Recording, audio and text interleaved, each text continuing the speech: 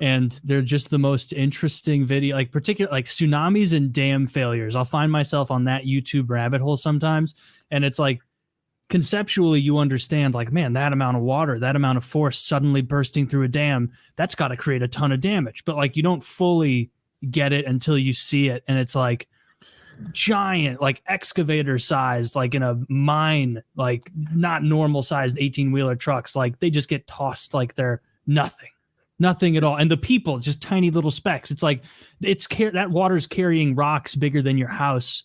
Like you know what the ultimate is for you then. Powerful. So do you know about the Three Gorges Dam in China? Yes, I've read about the world's largest dam. If someone were to say launch a few rockets at it and make it fail, do you know how many people are in the direct path of the largest tidal wave of modern history? Yeah, 400 million in the direct path of the tidal wave. It's a real problem for China if they got into like a global war with someone who's capable of, blowing up a dam from the other side of the world. Was it Sri Lanka that had that tsunami that killed like 200,000 people? Indonesia, but it was the whole like area. The tsunami was so goddamn big. That was 2004. Like 11. Yeah, that's the year I graduated. I remember our yearbooks had that shit in it. It was dark. There's a movie called The Impossible with Ewan McGregor where it was a real life family that got affected by that, and I saw that. Dude, if there's another huge tidal wave, we're gonna get so much great footage. Of course, it was. They made a everyone movie has cameras now. They made a movie about the Indonesian tsunami with a white family star.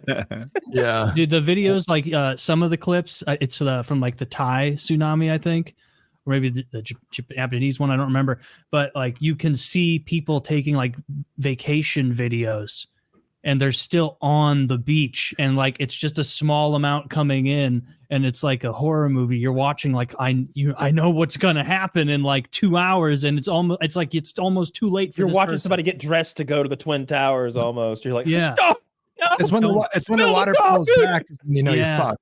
Yeah, and it's like, oh no, like it's swelling up, it's about to come in hard, and like even the water pullback is enough to like pull cars across the road. If you're not from there, I look at it and I'm like, would I make good decisions, right?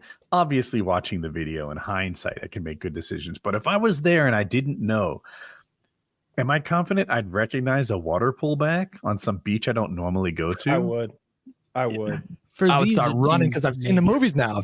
How quickly does it pull back? Does it pull back over the course of 40 minutes? No. Like right now, the ocean gets eaten. Like you're like, whoa, what's happening? What's happening right now? Oh, that's what happens before a tsunami. The ocean just got taken away. Everyone flee. Hey, everyone flee, tsunami. And then you run as fast as you can. I need to see it. Because if it happens like you say, and in like 5 minutes, the ocean's pulled back like that, or less, God, I definitely know.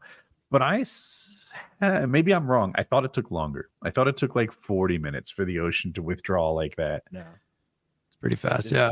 It's pretty fast. To get a little morbid with you, would you rather die peacefully in your bed, or would you rather die like seeing an enormous comet coming to hit the earth? The comet. Oh, yeah. Oh, okay. 1,000 times the other one. I'm with you. 1,000 times the other one. Let me tell you why. All right, so I'm going to make up a scenario. You can co-sign it if you want, but the scenario is like, the asteroid's coming and it's going to like knock humanity out. If 3 months to go, I would love that. That's so much better than dying peacefully in my sleep. I get 3 months of like craziness, doing whatever the fuck I want. I get to see the coolest fireworks show of all time. I'm not going to try to be one of the privileged few to starve in the bunkers in the Greenland tunnels. I'm going to get on a high mountain somewhere and I'm going to watch that shit go down. I'm going to be drunk and high and get my sucked. It's going to be great. Witnessing something like that would be incredible. So like, I don't know. I think might work out because I'd like to be on a mountain sucking when it happens. I knew that was your greatest wish. There's a really good movie. Here we come. There's a really good movie called Seeking a Friend for the End of the World with Steve Carell, where humanity knows that a comet's coming in like 3 weeks, and it just kind of examines what different people do, and it's really fucking. They go to a restaurant, and everybody there is just tripping on Molly. Loud music, just at Applebee's. Everyone with their credit cards. I would much rather die peacefully. Oh, the economy would immediately crash, and then there would be mass hysteria if they found out. That's what would actually happen. There would be mass hysteria because there would be a run on the banks. because all of a sudden there would be rapid hyperinflation, not like, oh, bread's expensive this week. Like, I don't have any money anymore because money's not worth anything. Because why would there be a run on the banks? Because wouldn't money instantly become valueless? Like because right away the banks would run on Walmart and Walgreens, and because to try to preempt what is inevitable, the governments would try to freeze the money in the banks, and it would get out that they were going to freeze that money. So people would say, they're not freezing my money, I'm going to go get it, and then there'd be a run on the banks, and they would still freeze all the money, and then the economy would crash anyway. Would the government even be functioning at that point? Like, no, you would have military outposts. It'd be complete mass hysteria. If everyone would melt down, who was the government fighting? It'd just be the populace at large. And what are they fighting for? Bread and TVs, probably. If and how long are those military men going to be following orders when nobody's getting paid? It's that episode of Rick and Morty. Yeah, it's that episode of Rick and Morty where he changes a 1 to a 0. That's what happens when the world ends in 3 weeks. I do think there'd be a ton of service members that would show up and volunteer to like keep order. No, they got families. Maybe initially, they got families. Yeah, and some of them don't have like strong family ties. You don't think that there would be people that would like be, now's my moment, I'm going to do the right thing. Like, I swear. No. Or people who would see an opportunity to be like, yeah, I can be a very brief window warlord. No. And you'd have like splintered groups of everybody's going home to their families, and then they're going to do what they have to do to keep their families alive and well fed and safe, which means killing each other. So it's just going to be a show.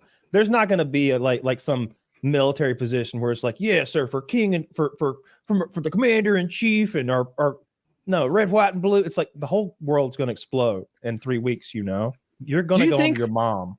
Do you think that? Did you guys see the movie Greenland? By the way, it kind of no, but I saw the end of that movie with Brad Pitt with the zombies, where they also went to Greenland.